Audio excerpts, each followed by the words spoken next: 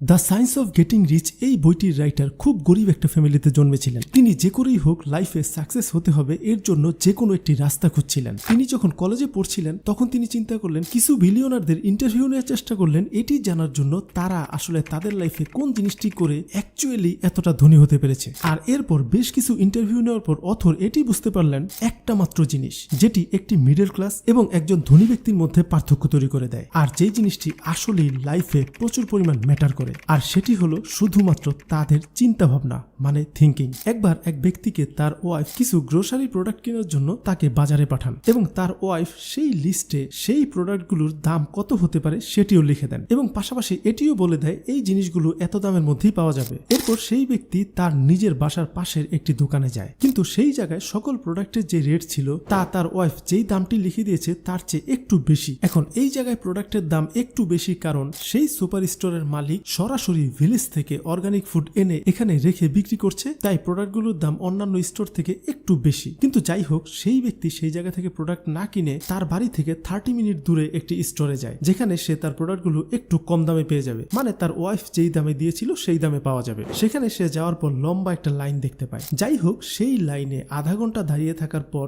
সে তার সকল পণ্যগুলোকে কিনতে পায় এবং তার কাঙ্ক্ষিত দামে পেয়ে সে যথেষ্ট খুশি। এভাবে করে সস্তার প্রোডাক্ট কিনতে গিয়ে সে টোটাল 1 ঘন্টা তার লাইফ থেকে নষ্ট করে। যাই হোক, এটি নিয়ে তার কোনো চিন্তা ভাবনা নেই। সে বাসায় এসে মহা খুশি, কারণ সে তার ওয়াইফের দেওয়া সেই রেটে সকল প্রোডাক্ট কিনে আনতে পেরেছে। পাশাপাশি সে তার ওয়াইফকে প্রাউডফুলি বলে সে কিভাবে কত কষ্ট করে এই কম দামের প্রোডাক্টগুলোকে কিনতে পেরেছে এবং কিছু টাকায় সে এখান থেকে সেভও করেছে। এখন আপনিই বলুন, এই ব্যক্তি কি আসলে স্মার্ট নাকি বোকা? বেশিরভাগ মিডল ক্লাস মানুষই না এই প্রসেসটিকে স্মার্ট প্রসেস বলবে, কারণ এখানে তো টাকা সেভ হয়েছে। বাট একজন রিচ মাইন্ডসেট ওয়ালা লোক এই প্রসেসটিকে একটি ডাম প্রসেস বলবে, কারণ সে মাত্র কিছু টাকা বাঁচানোর জন্য তার লাইফ থেকে পুরো একটা ঘন্টা শেষ করে দিয়েছে। মানুষের সময় বহু মূল্যবান জিনিস, এই সময় একবার গেলে কখনোই ফিরে পাওয়া যাবে না। তাই সেই ব্যক্তির উচিত ছিল এই 1 ঘন্টায় কিছু টাকা সেভ না করে অন্য এমন কিছু শিখা যেই জায়গা থেকে তার বহুগুণ টাকা বেশি আসার কথা। আর এই মাইন্ডসেটের ডিফারেন্সটাই একটা পোর ব্যক্তিকে পোর রেখে দেয় আর একটা রিচ ব্যক্তিকে আরো রিচ বানায়। মিডল ক্লাস মাইন্ডসেট হলো লোক সব সময় দেখবেন টাকা বাঁচানোর ক্ষেত্রে ফোকাস থাকে, আর অপরদিকে একজন রিচ মাইন্ডসেট হলো লোক সব সময় টাকা কিভাবে কামানো যায় সেই দিকেই ফোকাস থাকে। দেখুন, আপনারা কেউ আমাকে ভুল বুঝবেন না, টাকা সেভ করা অবশ্যই অনেক ভালো কাজ, কিন্তু শুধুমাত্র সেভিং এই সব ফোকাস দিয়ে দিতে হবে এটি ভুল। একজন রিচ মাইন্ডসেট হলো লোক তার ম্যাক্সিমাম ব্রেন পাওয়ার, ম্যাক্সিমাম এনার্জি খরচ করে টাকা কিভাবে আয় করা যায় সেই প্রসেসটি শেখার ক্ষেত্রে এবং অ্যাপ্লাই করার ক্ষেত্রে। তারা ডিসকাউন্টের প্রোডাক্ট কেনার জন্য তার মূল্যবান সময়কে কখনোই নষ্ট করে না, কারণ তারা তাদের টাইমের ভ্যালু খুব ভালো করেই জানে। তারা এটি সবসময় মনে রাখে টাইম ইজ মানি। তারা ডিসকাউন্টের প্রোডাক্ট কিনতে গিয়ে আধা ঘন্টা বা 1 ঘন্টা নষ্ট করার চেয়ে তারা এটি ভাবে ওই 1 ঘন্টায় আমি এমন কোনো কাজ করব যেই কাজ থেকে এমন একটা রেজাল্ট আসবে আমি চাইলে সেই ডিসকাউন্টের প্রোডাক্ট মেইন দামে অনেকগুলো কিনতে পারবো। দেখুন, ওই গ্রোসারি কিনা সেই ব্যক্তির যদি রিচ মাইন্ডসেট হতো তাহলে সে তার বাসার কাছে সেই দোকান থেকে একটু বেশি টাকা খরচ করে প্রোডাক্ট কিনে বাসায় এসে এমন কোনো স্কিল শিখতো যেই স্কিলকে কাজে লাগিয়ে সে বহু গুণ টাকা আয় করতে পারত। দেখুন, একজন স্মার্ট ব্যক্তি আজ এটি খুব ভালো করেই জানে মানুষ ঘরে বসে বসে ডিজিটালি অনেক কাজ করে হাজার হাজার ডলার আয় করছে। যাই হোক, এই ভিডিওটি পুরোটি শেষ পর্যন্ত দেখতে থাকুন, অনেক মূল্যবান কথা এই ভিডিওটিতে রয়েছে। তার আগে প্লিজ ভিডিওটিতে একটি লাইক করতে ভুলবেন না। সবার প্রথম কথা হলো, একজন রিচ মেন্টালিটিওয়ালা লোক সে যেই জিনিসটি শিখে সেটি যত দ্রুত সম্ভব ফাস্ট এক্সিকিউশন করে, আর এটি অনেক বড় একটা ডিফারেন্স তৈরি করে দেয় একজন সাকসেসফুল এবং একজন আনসাকসেসফুল মানুষের মধ্যে। দেখবেন, একজন আনসাকসেসফুল লোক সব সময় নিজের কাজকে না পারফেক্ট করার জন্য সে সব সময় বিভিন্ন দিকে দৌড়াতে থাকে এবং দৌড়াতে দৌড়াতে এমন একটি অবস্থা সে আর কখনো তার কাজটি শুরুই করতে পারে না। অপরদিকে একজন রিচ ব্যক্তি যে যখনই কোনো কিছু শিখে সে সাথে সাথেই সেটি অ্যাপ্লাই করে। মাইন্ড ভ্যালির ফাউন্ডার ভিশেল লাখিয়ানি তার latest book the Buddha and the ব্যাড এজে এমনই একটি মেথডের কথা বলেছেন, যেটির নাম তিনি দিয়েছেন ওডা, যেটি অরিজিনালি ইউএস মিলিটারির একজন অফিসার যার নাম ছিল জন বয়েড। তিনি এই প্রসেসটিকে ইউএস মিলিটারির কাজকে ফাস্ট করার জন্য অ্যাপ্লাই করেছিলেন। জন বয়েড সেই সময় একটা জিনিস খেয়াল করেছিলেন, ইউএস এয়ারফোর্সের যেই মিলিটারিরা সবচেয়ে বেশি বুলেট ওয়েস্ট করেছিল তাদেরকে পরবর্তীতে দেখা গিয়েছিল তারাই সবচেয়ে বেস্ট পাইলট হয়েছিল, কারণ তারা ওডা সেই প্রসেসটিকে ফলো করছিল। এর পুরো মিনিংটি হলো অবজার্ভ, ওরিয়েন্টেড, ডিসাইড এবং অ্যাক্ট। এই কনসেপ্টটি যেটি বলে যত দ্রুত তোমার পক্ষে সম্ভব তত দ্রুত অ্যাকশন নাও, এতে করে আপনার কাজের স্পিড প্রচুর পরিমাণ বাড়বে আর আপনি দ্রুত লাইফে আগে বাড়তে পারবেন। এটির আরেকটা অল্টারনেটিভ মিনিংও রয়েছে, fail fast equal to achieve fast, মানে মানে যত দ্রুত তুমি ফেল হবা তত দ্রুত তুমি অ্যাচিভ করবা। আর ঠিক এই মেথডেরই ইউজ পৃথিবীর সবচেয়ে ধনী ব্যক্তিরা ফলো করে থাকে। ইন্ডিয়ান বিলিয়নার রতন টাটা বলেন, আমি শুরুতেই রাইট ডিসিশন নেওয়াটাকে সম্পূর্ণ বিশ্বাস করতে পারি না। আমি সবার প্রথমে যে কোনো একটা ডিসিশন নেই আর এরপর এটিকে যে করেই হোক কমপ্লিট করি। মানে আমি একটা ডিসিশন নেই কোনো একটা কিছু করার, এরপর পথের মাঝে অনেকবার ফেল হই এবং সেটিকে সলভ করে আমি আমার কাজে সাকসেস হই। এটিই আমার প্রসেস। ধরুন খুব সকালে আপনি ঘুম থেকে উঠে গোসল করতে গিয়েছেন, সেই সময় হঠাৎ করে আপনার মাথায় একটা ইউনিক বিজনেস আইডিয়া চলে আসলো এবং বিজনেসটি ছিল এমন, এই বিজনেসটির কারণে বহু মানুষের অনেক উপকার হতে পারে। এরপর আপনি সাধারণত যে জিনিসটি করে থাকতে পারেন সেটি হলো আপনি সেই বিষয়টি নিয়ে সাথে সাথে রিসার্চে বসে যাবেন। আপনি ইউটিউব অথবা গুগলে এই বিষয়টি নিয়ে ডিটেলসে জানার চেষ্টা করবেন। আর এরপরই আপনি বুঝতে পারেন এই প্রসেসটি কমপ্লিট করতে অনেকগুলো স্টেপ আপনার পার হতে হবে। আর ঠিক তখনই আপনি হঠাৎ করে আটকে যান। আপনি সেই সময় ভাবতে থাকেন, আরে এই স্টেপগুলো তো আমি ভালো করে জানিই না, এগুলো হয়তোবা অনেক কঠিন, আমাকে দিয়ে মনে হয় এগুলো সম্ভব হবে না, আমি আসলে এই কাজটি পারবো না। যেমন ধরুন কেউ একজন একটা অ্যাপ তৈরি করবে, ব্যাস সে তো মহা খুশি, একটা অ্যাপ তৈরি করলে অনেক ভালো ইনকাম হবে। তারপর সে যখন অ্যাপটা মেক করতে যায় তখনই সে দেখে তার প্রোগ্রামিং শিখতে হবে, মার্কেটিং শিখতে হবে, আরো বিভিন্ন জিনিস শিখতে হবে। তখনই সে নিজেকে এক্সকিউজ দেওয়া শুরু করে, আরে আমি তো কোডিং পারি না, আমি তো মার্কেটিং পারি না, আমি কিভাবে এই কাজ করব, এই কাজ বাদ।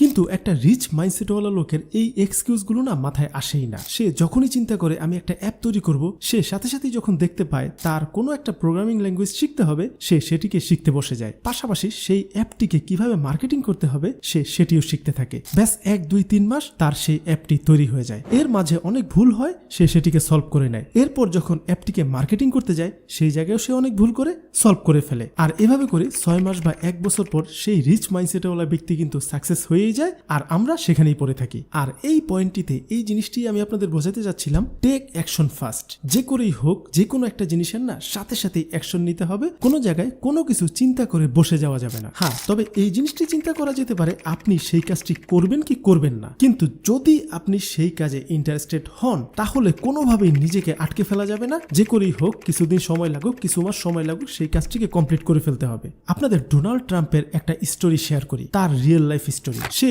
একবার তার বিজনেসে অনেক বড় একটি লস খেয়ে বেশ অনেক বিলিয়ন ডলারের লোনে পড়ে যায়। সে সেই সময়ের কষ্টের ফিলিংস গুলো পরে যখন শেয়ার করেছিল তখন তিনি বলেছিলেন, সেই সময় আমি আমার গাড়ি দিয়ে যখন রাস্তা দিয়ে যেতাম তখন রাস্তার ধারে অনেক গরিব মানুষকে দেখতাম। তখন আমার মনের ভিতর বারবার একটা জিনিস ফিল হচ্ছিল, এই রাস্তায় পড়ে থাকা এই লোকটিও আমার চেয়ে কত ধনী, কারণ তার কাছে তো শুধুমাত্র টাকা নেই, কিন্তু আমি তো বিলিয়নস অফ ডলারের ঋণে আটকে রয়েছি।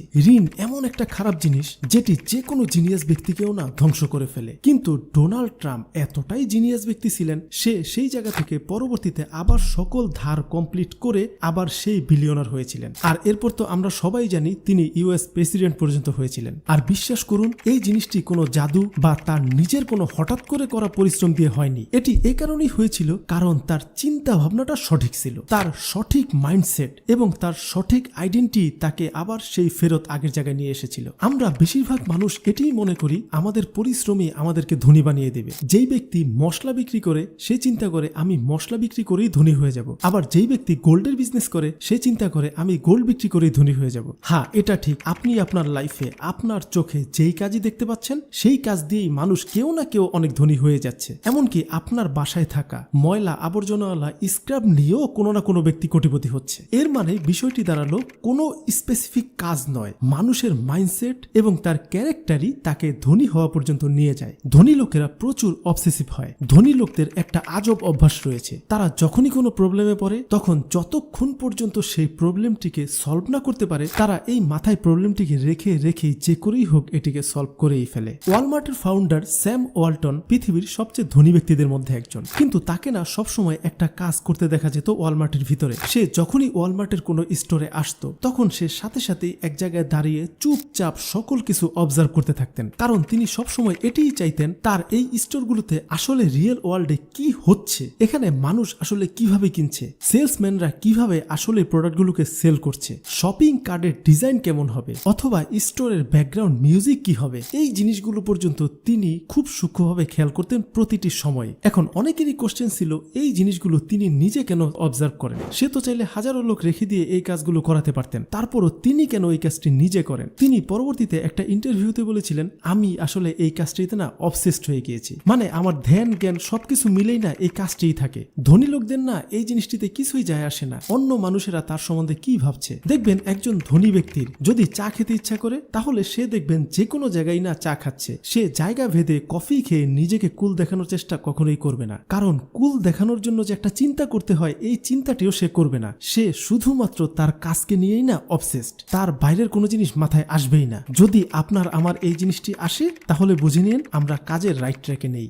উবার আজকের দিনে এই পৃথিবীর সবচেয়ে বড় কোম্পানিগুলোর মধ্যে একটি, যাদের 70টার মতো দেশে তাদের অ্যাপের মাধ্যমে কার সার্ভিস নেওয়া হয়। এই উবারের $বিলিয়ন রেজাল্টের কারণ কি জানেন? এর ফাউন্ডার ট্রাভিসের চিন্তা করার ক্ষমতা। তিনি অন্যান্য বিজনেসের সাথে কম্পিটিশন না করে তিনি নতুন একটি ইউনিক বিজনেস তৈরি করে ফেলেন। দেখুন, উবার আসার আগে অনেক কোম্পানি ট্যাক্সি সার্ভিস দিচ্ছিল ঠিকই, কিন্তু সেই কোম্পানি কখনোই এটি নোটিস করে দেখেনি অনেক জায়গায় বিভিন্ন সময়ে ট্যাক্সি পাওয়া খুব মুশকিলের কাজ ছিল। আর এই প্রবলেমটিতে ট্রাভিস নিজেও বহুবার পড়েছিলেন, আর এই প্রবলেমটিকেই তিনি পরবর্তীতে বিজনেসে রূপান্তর করেন। তিনি চিন্তা করলেন যে কোনো সময় যে কোনো জায়গায় একটি প্রাইভেট কার কিভাবে নিয়ে যাওয়া যায়, আর সেই আইডিয়া থেকে আজকের এই উবার। দেখুন, এই দুনিয়ায় হাজারো ওয়ে রয়েছে, আপনি যে কোনো একটি ওয়েতে টাকা কিন্তু ইনকাম করতে পারবেন ঠিকই, কিন্তু আপনি যদি সেই কাজে রিয়েলি অনেক সাকসেস হতে চান তাহলে আপনাকে যেটি করতে হবে কম্পিটিটিভ থিঙ্কিং থেকে বের হয়ে এসে ক্রিয়েটিভ থিঙ্কিং করার অ্যাবিলিটি নিজের মধ্যে আনতে হবে। দেখবেন ছোটবেলা থেকেই আমাদেরকে না একজনের সাথে আরেকজনের কম্পিটিশন করে নিজেকে জিততে হয়, আর এই জিনিসটি সেই ছোটবেলা থেকে আমাদের ব্রেনে ভালো করে ঢুকে যায়। পাশাপাশি ক্যারিয়ারের ক্ষেত্রেও আপনি যদি জব করতে চান সেই জায়গায়ও আপনার আরেকজনের সাথে কম্পিটিশন করতে হবে, আর এই ধরনের কম্পিটিশনের প্যাচে পড়ে আমাদের মাথায় না ক্রিয়েটিভ চিন্তা করার ক্ষমতাটাই হারিয়ে যায়, আর আমরা আমাদের সামনে ব্রিলিয়েন্ট অপরচুনিটিকেও না দেখতে পাই না। যাই হোক, আজকাল দেখবেন মানুষ অনলাইনে প্রোডাক্ট সেল করে ভালো পরিমাণ টাকা ইনকাম করছে। কেউ ই কমার্স ওয়েবসাইট তৈরি করে সেই জায়গা থেকে প্রোডাক্ট সেল করছে, কেউ আবার ফেসবুক পেজ ক্রিয়েট করে সেই জায়গা থেকে প্রোডাক্ট সেল করে প্রচুর পরিমাণ টাকা ইনকাম করছে। এখন আমিও চাই আপনারা সকলেই এই পুরো প্রসেসটি শিখুন, যেন আপনারাও ওয়েবসাইট ক্রিয়েট করার মাধ্যমে অথবা ফেসবুক পেজ ক্রিয়েট করে যে কোনো প্রোডাক্টকে সেল করে দিতে পারেন। এখন কথা হলো শিখবেন কোন জায়গা থেকে। আমি এই পুরো বিষয়টি নিয়ে একটি ফ্রি কোর্সের লিংক এই ভিডিও ডেসক্রিপশন এবং কমেন্ট সেকশনের পিন কমেন্টে দিয়ে দিব, আপনারা সেই জায়গা থেকে ক্লিক করে ভিডিওগুলো দেখে নেবেন। তার আগে আরেকটি কথা, আপনি এখনই কোনো একটি খালি রুমে চলে যান যেখানে আপনাকে কেউ কোনো প্রকার ডিস্টার্ব করবে না। পারলে খাওয়া নাওয়া বাদ দিয়ে এই ওয়েবসাইটটিতে যেই 18টি ভিডিও রয়েছে সেগুলোকে খুব সূক্ষ্মভাবে মনোযোগ দিয়ে দেখুন। অনলাইনে বহু ফ্রি কোর্স আমি দেখেছি, বাট বাংলায় এই কোর্সটি না বেস্ট। সবকিছু স্টেপ বাই স্টেপ রয়েছে এই কোর্সটিতে। আর হ্যাঁ, আরেকটি কথা আপনাদের একটু বলে দেই, এই কোর্সটি করেছেন শাহরাজ ফার্দি ভাই। তাকে রিসেন্টলি আপনারা 2 সেন্টস পডকাস্টে হয়তোবা দেখেছেন, আর যদি না দেখে থাকেন তাহলে এই পুরো পডকাস্টটি আপনারা অবশ্যই দেখবেন। তাহলে সেই জায়গা থেকে ক্যারিয়ার রিলেটেড এবং মার্কেটিং রিলেটেড অনেক কিছু জানতে পারবেন। সো দেরি না করে এখনই চলে যান, সেই কোর্সটি সম্পূর্ণ শেষ করুন। লিংক ডেসক্রিপশন এবং কমেন্ট সেকশনে দেওয়া আছে।